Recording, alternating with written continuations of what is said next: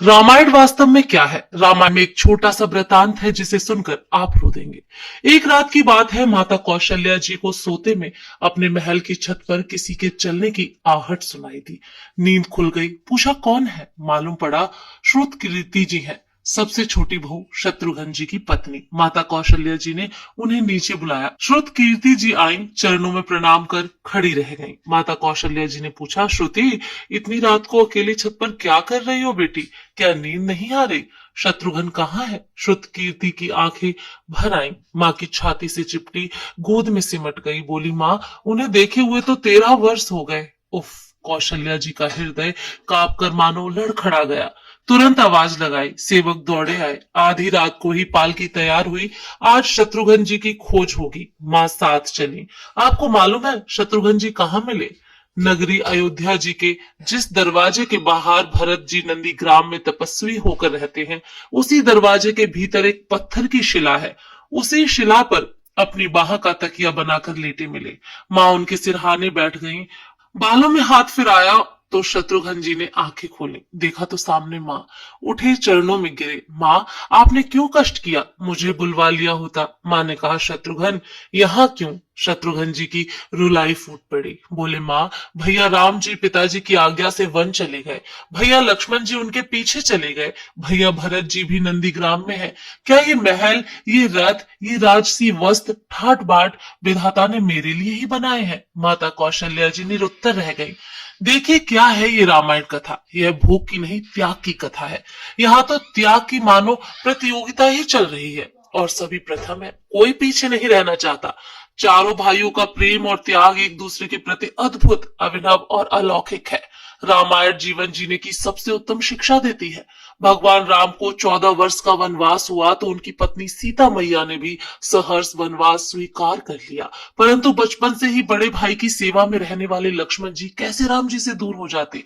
अपनी माता सुमित्रा से तो उन्होंने आज्ञा ले ली थी वन जाने की, परंतु जब पत्नी उर्मिला के कक्ष की ओर बढ़ रहे थे तो सोच रहे थे कि माँ ने तो आज्ञा दे दी, परंतु उर्मिला को कैसे समझाऊंगा, क्या बोलूंगा उनसे? यही सोच विचार करके लक्ष्मण जी जैसे ही अपने कक्ष में पहुंचे तो देखा कि उर्मिला जी आरती का थाल लेकर खड़ी थी। बोली, आप मेरी चिंता छोड़ प्रभु श्री राम के सेवा में वन को जाओ। मैं आपको नहीं रोकूंगी। मेरे कारण आपकी सेवा में कोई बाधा नहीं आए, इसीलिए साथ जाने की जिद भी नहीं करूंगी। लक्ष्मण जी को कहने में संकोच हो रहा था, परंतु उनके कुछ कहने से पहले ही उर्मिला जी ने उन्हें संकोच से बाहर निकाल दिया। वास्तव में यही पत्नी का धर्म है। पति संकोच में पड़े उससे पहले ही पत्नी उसके मन की बात जानकर उसे संकोच से बाहर कर दे। लक्ष्मण जी तो चले गए, परंतु 14 वर्ष तक उर्मिला ने एक तपस्विनी की भांति कठोर तप किया। वन में प्रभु श्री राम, माता सीता की सेवा में लक्ष्मण जी कभी सोए ही नहीं, परंतु उर्मिला ने भी अपने महलों के द्वार कभी बंद नहीं किए और सारी रात जाग जाग कर उस दीपक की लौ को बुझने नहीं दिया।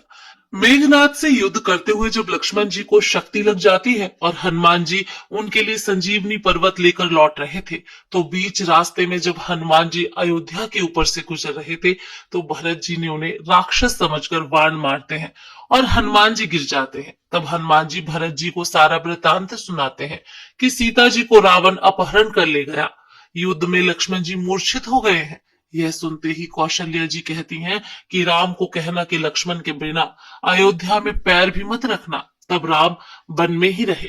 लक्ष्मण की माताजी सुमित्रा कहती हैं कि राम से कहना कि कोई बात नहीं, अभी शत्रुघ्न है मेरे पास, मैं उसे वहां भिजवा दूंगी। मेरे दोनों पुत्र राम की सेवा के लिए ही जन्मे हैं। माताओं का प्रेम देखकर हनुमान जी की आंखों से अश्रुधारा बह रही थी, परंतु जब उन्होंने उर्मिला जी को देखा तो सोचने लगे कि यह क्यों एकदम शांत शांत और प्रसन्न खड़ी है। क्या इन्हें अपने पति के प्राणों की कोई चिंता नहीं? हनुमान जी पूछते हैं, देवी जी आपकी प्रसन्नता का कारण क्या है? आपके पति के प्राण संकट में है।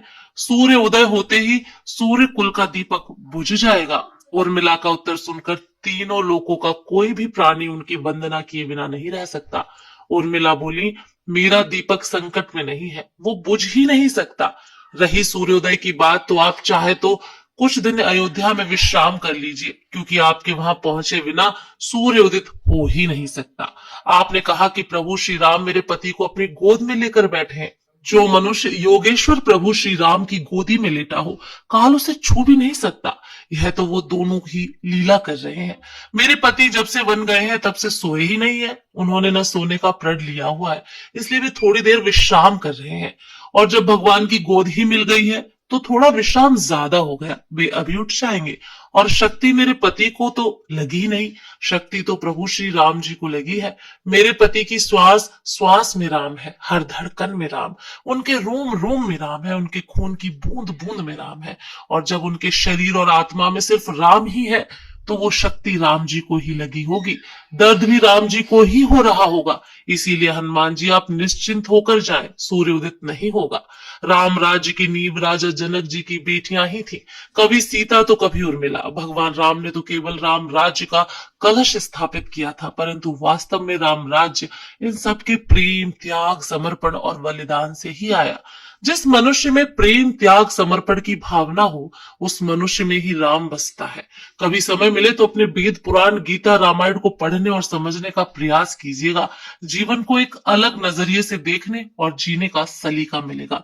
लक्ष्मण सा भाई हो, कौशल्या माई हो, स्वामी तुम जैसा मेरा रघुराई हो। नगरी हो अयोध्या सी, रघुकुल सा घराना हो, चरण हो राघव के जहां मेरा ठिकाना हो त्याग भरत जैसा, सीता सी नारी हो, लव कुश के जैसी संतान हमारी हो। श्रद्धा हो श्रवण जैसी, सौरी सी भक्ति हो, हनुमंत के जैसी निष्ठा, समर्पण और शक्ति हो।